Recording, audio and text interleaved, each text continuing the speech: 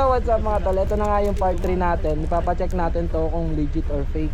So ito yung binigay sa atin ng lalaki.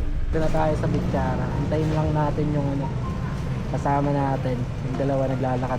At dito nga sa part na to mga boss, ayun nga magtatanong nga tayo dito sa Cebuana kung nag-check sila ng diamond. So andito na nga ako sa loob, then nagtanong ako sa security guard kung nag-check sila, pero ang sagot niya sa akin ay hindi daw, kasi ang chine-check lang nila is yung alahas, then sanglaan lang daw to ng alahas mga tol ko. Ayan, maghanap ulit tayo. Sabi niya ilalagay daw kasi sa foil kung totoo.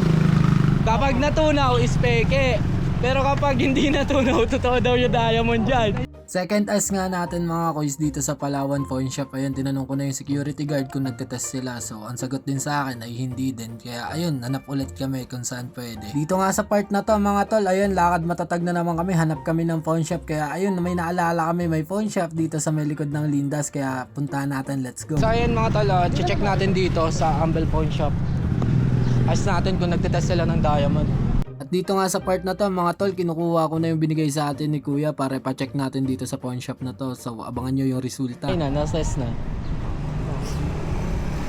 Handa? Eh, yung ngiti ko kasi. Ha? Yung ngiti ko. Ano yung ngiti mo? Ito daw. Ayun nga mga tol, pinatest na natin dito sa Humble Pawn Shop. So ang result nga is